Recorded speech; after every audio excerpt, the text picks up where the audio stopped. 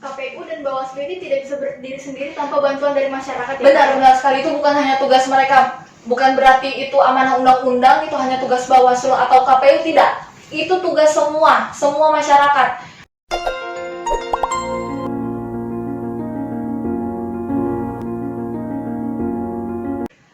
Assalamualaikum warahmatullahi wabarakatuh. Shalom, Om Swastiastu, Namo Buddhaya, salam kebajikan. Halo Sobat Bawaslu, perkenalkan nama saya Devi Raini Gadis Anjeli. Saya alumni Sekolah Kader Pengawas Partisipatif tingkat menengah yang berasal dari Kota Balikpapan. Di sini yang bersama saya ada Mbak Kasih. Mungkin dari Mbak Kasih bisa memperkenalkan diri dulu. Oke, halo sahabat Bawaslu. Saya Aminah Mutiara Kasih, biasa dipanggil Kasih. Saya mahasiswi Fakultas Hukum Universitas Balikpapan. Sekarang saya semester 7. Kesibukannya Mbak Kasih selain mahasiswi apa Mbak? Untuk kesibukan sekarang saya kuliah sambil kerja.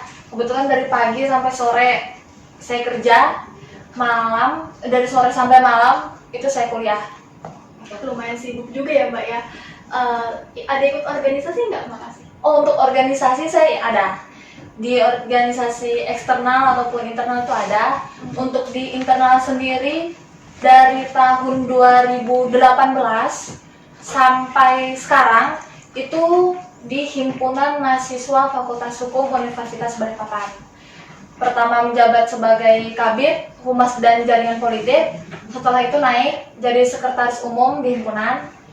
Setelah itu di tahun 2020, tahun lalu, itu demisioner dan naik ke Badan Eksekutif Mahasiswa Universitas Balikpapan, menjabat sebagai Sekretaris Kabinet.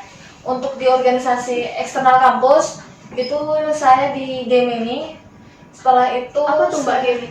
Untuk Gemini sendiri itu Gerakan Mahasiswa Nasional Indonesia. Oh iya.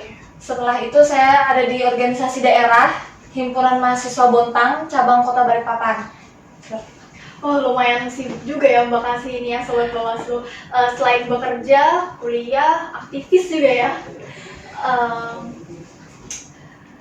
Mbak Kasih ini kan alumni Sekolah Kader Pengawas Partisipatifnya Bawaslu ya, yang biasa disebutnya SKPP. Apa sih SKPP itu Mbak? SKPP itu kepanjangan dari Sekolah Kader Pengawas Partisipatif.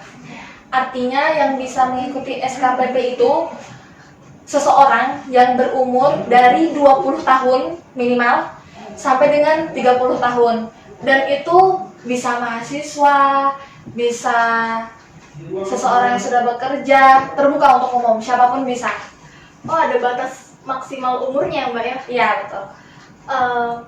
SKPP ini diselenggarakan oleh lembaga apa Mbak? Atau siapa yang menyelenggarakan SKPP tersebut? Sesuai dengan namanya, Sekolah Kader Pengawas Partisipatif. Artinya yang menyelenggarakan itu Badan Pengawas Pemilu. Bawaslu ya? Iya, menyelenggarakan seperti itu. Oke, berarti Mbak Kasih ini kemarin sampai SKPP tingkat menengah ya? Iya, betul, tingkat menengah. Tingkat menengah, berarti ada tingkat dasarnya dong? Nah, perbedaannya antara tingkat menengah dan tingkat dasarnya apa Mbak? Tingkat menengah itu yang diselenggarakan oleh Bawaslu tingkat kota atau kabupaten. Untuk itu tingkat dasar, Oh, iya. itu tingkat dasar. Untuk tingkat menengah itu diselenggarakan oleh Bawaslu provinsi. Mungkin saya bisa jelaskan sedikit ya, tingkat dasar dan tingkat menengah. Boleh. Untuk tingkat dasar diselenggarakan di kota ataupun beberapa peserta yang tergabung dan berkumpul dalam satu kota. Contohnya, saya kemarin ikut menjadi peserta SKPP Bontang.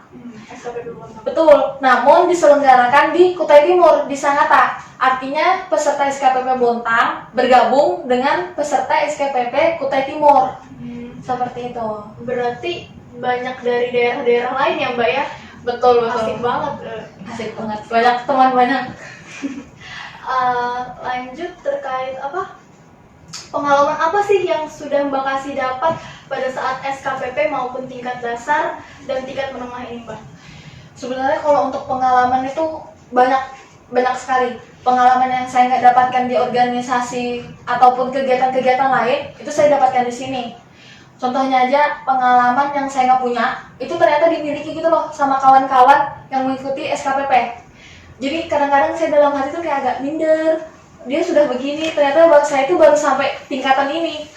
Sebenarnya itu juga sih yang jadi motivasi ke saya untuk menjadi yang lebih baik. Karena kan melihat kawan-kawan mereka sudah punya pengalaman ini, berarti aku juga harus lebih.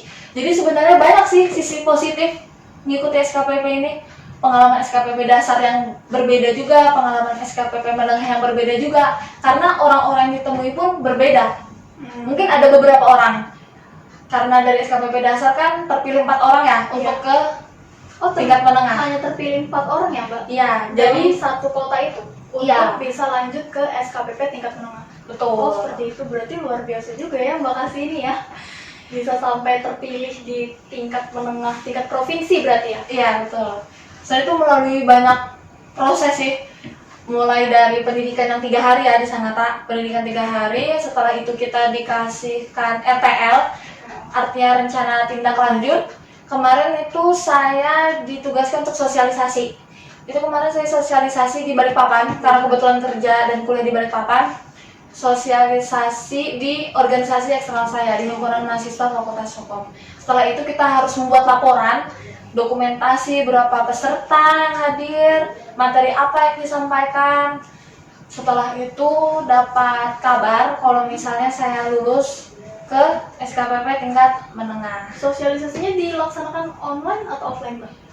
Rencana kemarin saya maunya offline, Offline. tapi berhubung surat edaran wali kota melarang, jadi saya lewat Zoom. Oke. Siap. Baik Mbak Kasih, ini materi yang ingin disampaikan yang terkait review lah dari SKPP kemarin. Untuk berbagi sama sahabat-sahabat Bawaslu terkait materi yang Mbak Kasih dapatkan selama SKPP tingkat menengah kemarin. Materi apa yang ingin disampaikan? Hari ini saya mau review sedikit mengenai bahaya money politik dalam pemilu.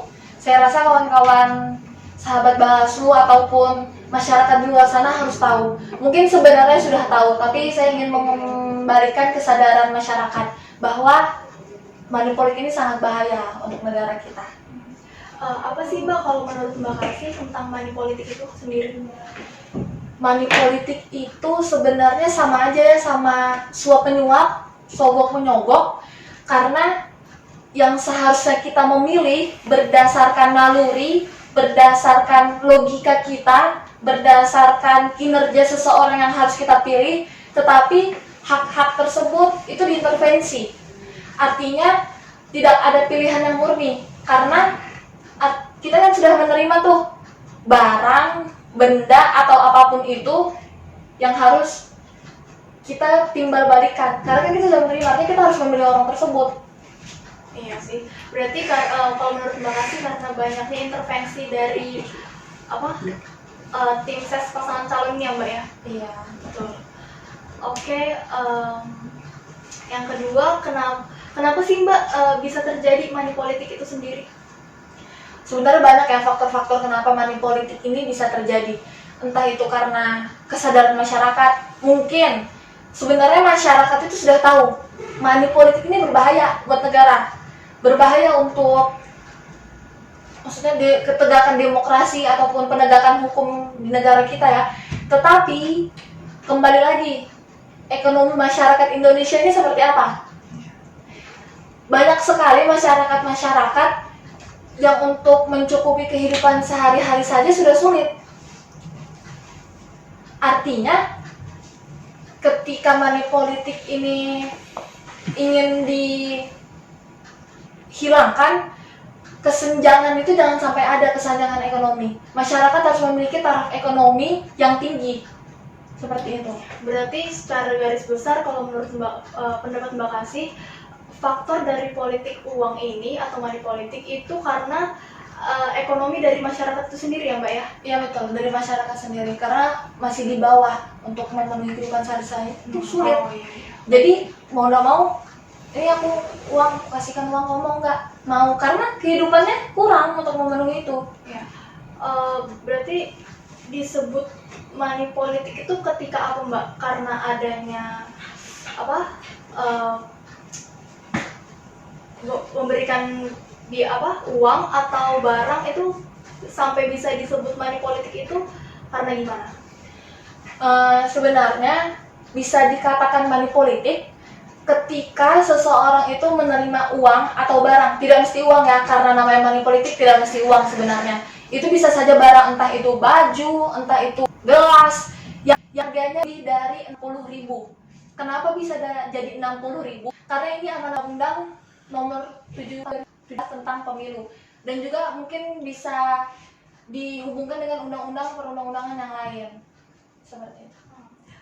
Berarti kalau misalnya ini barang nih, itu kalau harganya di bawah berapa, 70.000 tadi? 60.000 ya? Ya. Di bawah 60.000 itu bukan dikatakan money politik, Mbak? Bukan, karena kalau menurut saya di bawah 60.000 kan artinya itu cindera mata. Oh, cindera mata ya. Iya, di atas 60 sudah menyalahi undang-undang nomor 7 tahun 2017 tentang pemilu tersebut, berarti itu money politik. Kalau menurut Mbak Kasih nih, siapa sih Mbak pelaku dari money politik ini?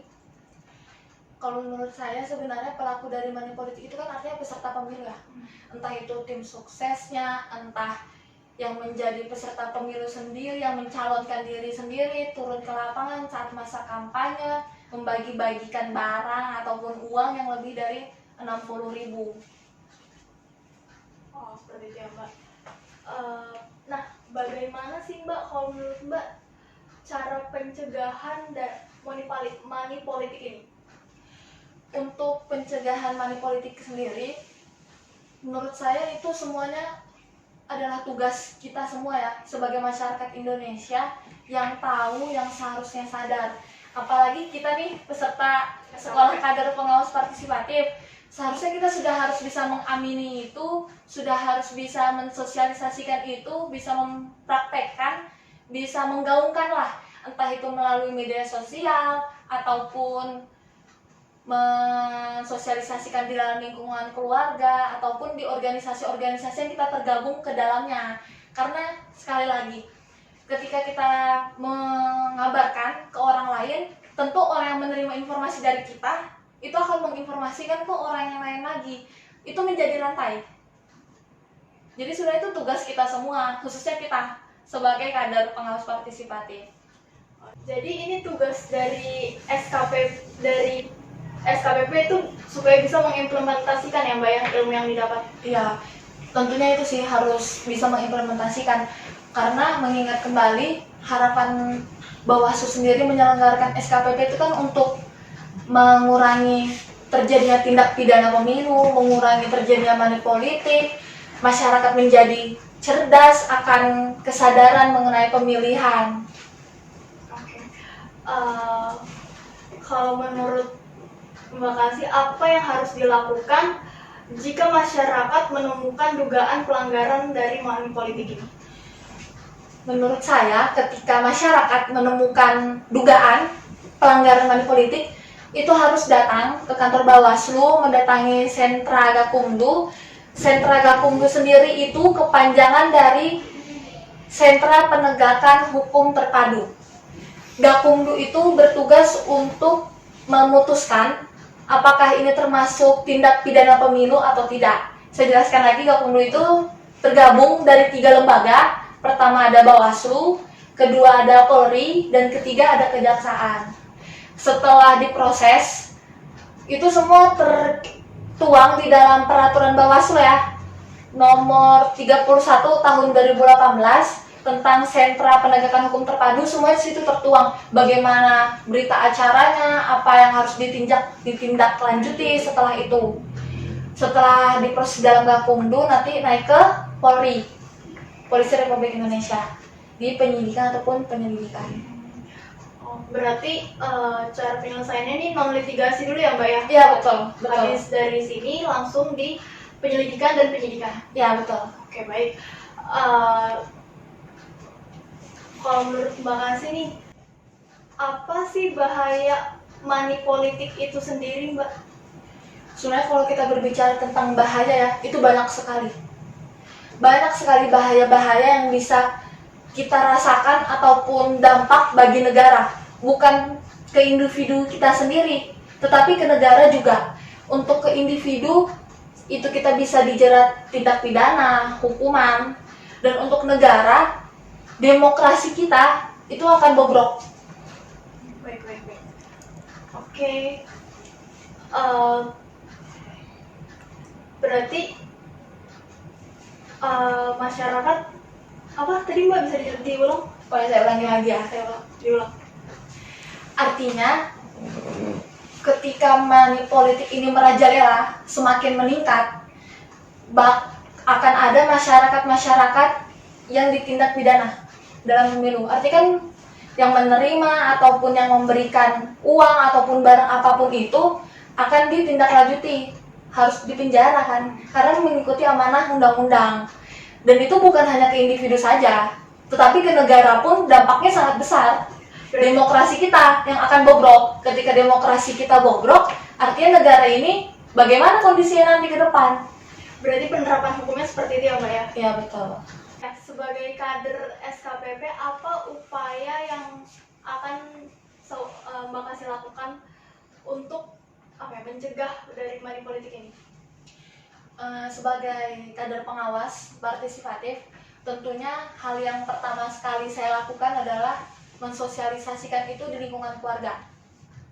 Mengingat lingkungan keluarga adalah organisasi pertama kita, Paling terdekat ya. betul, organisasi pertama kita, orang-orang yang sangat berpengaruh di dalam hidup kita. Artinya ketika sesuatu terjadi, itu akan berdampak ke diri kita sendiri. Setelah saya sosialisasikan ke keluarga kita, saya akan menggaungkan kembali, entah itu melalui media sosial, status-status Instagram, status-status WhatsApp, menggaungkan ke organisasi-organisasi internal ataupun organisasi eksternal. Kebetulan kemarin waktu saya ikut SKPP, saya kan sering tuh ngepost, nge-sering buat status-status di Instagram. Itu banyak kawan-kawan saya yang tertarik. Karena banyak yang bertanya. Karena sekarang ini eranya juga digital ya Mbak ya. Betul. Jadi kita harus manfaatkan era digitalisasi ini. Seperti itu. Iya, siap. Yang terakhir mungkin Mbak, pesan dari Mbak kasih untuk masyarakat kedepannya dalam menyikapi money politik itu sendiri. Untuk pesan saya, sebenarnya money politik itu memang harus sering digaungkan, harus sering disosialisasikan. Tidak hanya ketika kita akan menyelenggarakan pemilu, tidak. Dan itu bukan hanya tugas KPU, bukan hanya tugas Bawaslu, tetapi tugas semua masyarakat. Semua elemen berpengaruh dalam penegakan demokrasi, dalam kesadaran terjadinya tindak pidana, semuanya sangat berpengaruh. Jadi sekali lagi saya ulang, sebagai kader partisipatif, kita harus menggaungkan di mana saja, entah itu melalui media sosial, entah pun itu melalui diskusi-diskusi kecil, seperti itu. Dan juga kemarin waktu SKPP, itu banyak kawan-kawan yang bertanya, itu kegiatan apa? Ya saya jelaskan, itu kegiatan SKPP. Banyak nggak sih yang didapat? Teman saya kan nanya seperti itu. Ya saya jawab, banyak banget yang kamu dapat. Saya banyak ketemu orang hebat, banyak sekali ilmu yang saya dapat, dan itu semua tidak saya dapat di ruang-ruang yang lain pernah saya lewati. Jadi memang ini pengalaman berharga. Oh ya, berarti yang saya tangkap, KPU dan Bawaslu ini tidak bisa berdiri sendiri tanpa bantuan dari masyarakat. Benar sekali, itu bukan hanya tugas mereka. Bukan berarti itu amanah undang-undang, itu hanya tugas Bawaslu atau KPU, tidak. Itu tugas semua masyarakat. Tidak memandang umur, tidak memandang status, itu mahasiswa ataupun itu pekerja atau itu orang tua ataupun itu anak-anak, tidak. Tetapi semua elemen. Kita pun kalau kita punya adik atau mungkin sahabat-sahabat Bawaslu yang punya anak, mungkin bisa sejak dini diberitahukan bahwa money politik itu berbahaya. Dan itu tidak hanya money politik, banyak sekali tindak pidana yang dilakukan. Itu memang harus ada ditanamkan sejak kecil kesadaran pemilu, kesadaran demokrasi, penegakan demokrasi. Mungkin juga kawan-kawan bisa melihat anak-anak sekarang banyak sekali ya yang sudah memegang gadget, ya kan? Itu mungkin kita sebagai orang yang lebih tua, orang yang sadar bahwa yang kita hadirkan di dalam gadget ataupun yang kita tontonkan itu tidak melulu kartun, tidak melulu channel-channel YouTube yang tidak bermanfaat ataupun tentang ML, tidak seperti itu. Jadi memang harus kita hadirkan bahwa pemilu sejak dini, kesadaran itu wajib ditanamkan. Karena itu tugas semua elemen masyarakat, tidak hanya KPU dan Bawaslu. Pekerjaan mereka itu sangat berat. Negara Indonesia ini berapa luasnya?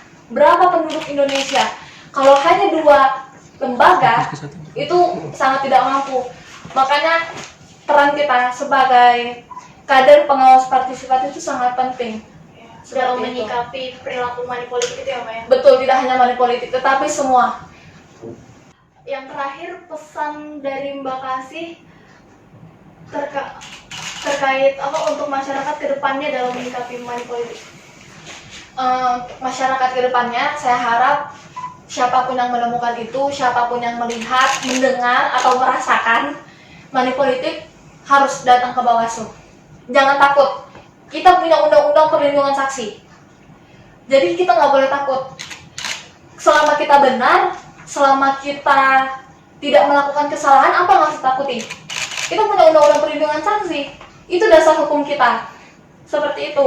Jadi semua masyarakat, apapun, tidak hanya money politik ya, tindak pidana apapun ataupun kecurangan-kecurangan dalam pelaksanaan ataupun penegakan demokrasi, laporkan. Seperti itu.